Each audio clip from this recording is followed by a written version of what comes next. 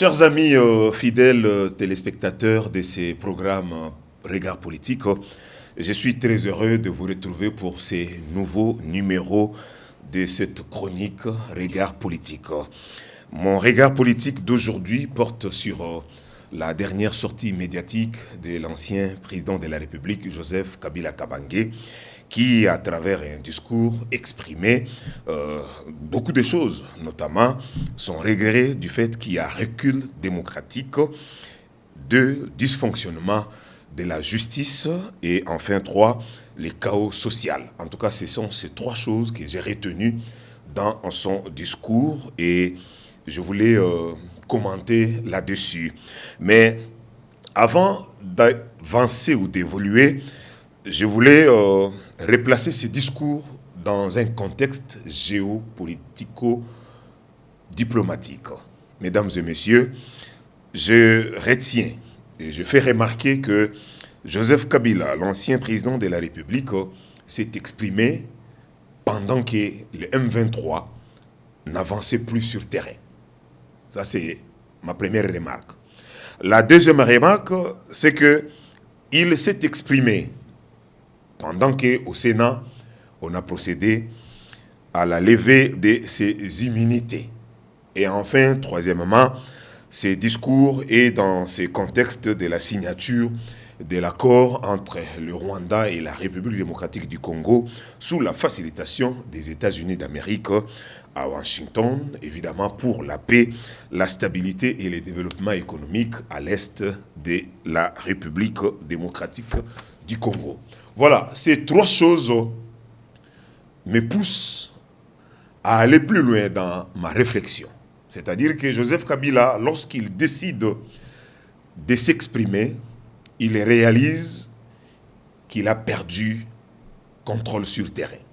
Puisqu'il ne faut pas l'oublier, Tshisekedi, l'actuel chef de l'État, Félix Tshisekedi, a dit que c'est Kabila qui est en train de parrainer les M23. C'est lui le poumon de cette rébellion. Et lorsqu'il réalise qu'il a perdu contrôle, lorsqu'il réalise que ses intérêts ne sont plus garantis, voilà, l'homme sort de son silence pour s'exprimer. Mais on regrette que, bien qu'il décide de s'exprimer, mais il étale malheureusement ses faiblesses au grand jour. Joseph Kabila étale ses faiblesses au grand jour, oui, puisque la rébellion n'avance plus sur terrain. Nanga et consorts nous ont promis que d'ici peu, ils marcheraient sur Kinshasa. Mais ils n'avancent plus sur terrain. Rwanda, parrain de M23, s'est retrouvé en face de la RDC à Washington pour signer un accord de paix. Les choses sont bloquées. Alors, Kabila, il veut jouer pour sa survie politique en jetant un opprobre sur le régime de Kinshasa. Mais il a raté son coup. Et je donne ici raison à ceux qui disaient que Kabila et ses lieutenants ne travaillent pas pour que Tshisekedi réussisse son mandat. Là, il le disait en 2018, 2019, 2020. Les hommes de Kabila et lui-même n'ont pas jamais travaillé pour que le régime Tshisekedi réussisse. Il y avait toujours des pots de bananes sur le chemin pour que l'homme de l'UDPS échoue lamentablement. Alors, on revient pour parler du recul démocratique. Moi, je voulais avec vous faire un exercice, établir un tableau comparatif. Recul démocratique, le pays a régressé diplomatiquement. Ça, c'est ce que Kabila a dit dans son discours. Démocratique, ça veut dire que sous Kabila, il y avait liberté d'expression. Or, non. Tout le monde, et ceux qui étaient dans le pays, et ceux qui se retrouvaient à l'étranger, nous savons tous que sous Kabila, il n'y avait pas liberté d'expression. Combien de journalistes, combien d'opposants se sont retrouvés localisés en prison de Makala? pour leur liberté d'expression. N'est-ce pas sous Kabila qu'on parlait de la décrispation politique? Il y en avait combien d'opposants à l'étranger, en exil? On a refusé à Moïse Katumbi d'accéder, de rentrer au pays, c'était sous Kabila. C'est sous Kabila qu'on réprimandait à ça les manifestations politiques. Alors, de quoi parlons-nous, je voulais dire? Il n'y a pas recul démocratique que sous Tshisekedi. Il y en avait également sous Kabila. Les droits de l'homme bafoués.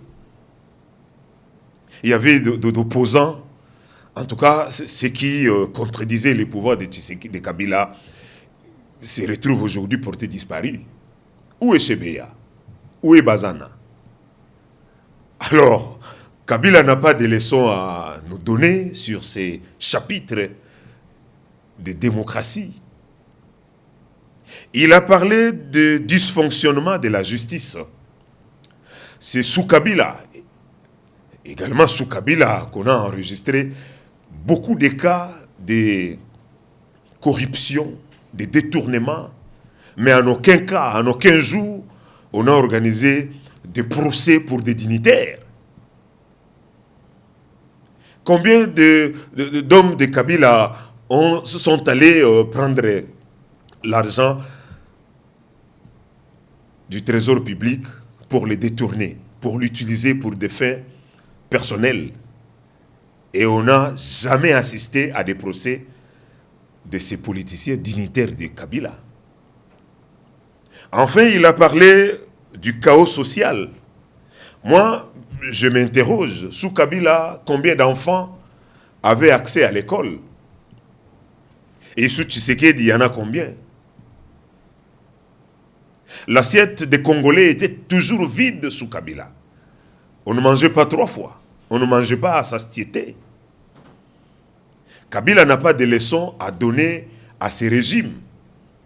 En tout cas, un homme intelligent, moi je réalise que on est en train là de vivre les conséquences de la mauvaise gestion de Kabila. Kabila s'est retrouvé au pouvoir pour servir les étrangers. Aujourd'hui, c'est clair. Il est rentré au pays, il se retrouve localisé à Goma par le Rwanda. Et dans son discours, aucune part, il a fustigé ou il a condamné les Rwandais pour l'agression. Puisque là, il y a rébellion à l'est, à Goma. Il y a un problème d'intégrité du territoire national. Et Kabila, silence radio sur ces chapitres.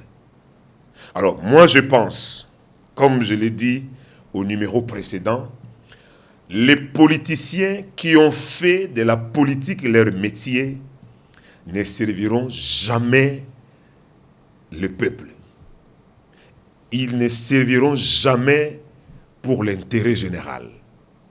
Ce qu'ils pensent, ce qu'ils réfléchissent, les comportements qu'ils observent, c'est toujours pour leur survie politique. Kabila sort de son silence, vous pensez, pour le bonheur du bien des Congolais? Dans son discours, il a parlé de l'accord de 2018 entre lui et son successeur. Cet accord, c'était pour le bien du Congo. Chers amis, fidèles téléspectateurs de Regard Politique, nous devons rester vigilants, éveillés pour surveiller nos politiciens. Ils ne vont jamais penser à notre bonheur, ils ne vont jamais penser au bonheur du Congolais. Voilà, mon regard politique de ce jour, je le clos à ce niveau-là. Et moi, je vous retrouve très prochainement pour une autre réflexion, pour un autre numéro. D'ici là, restez bien.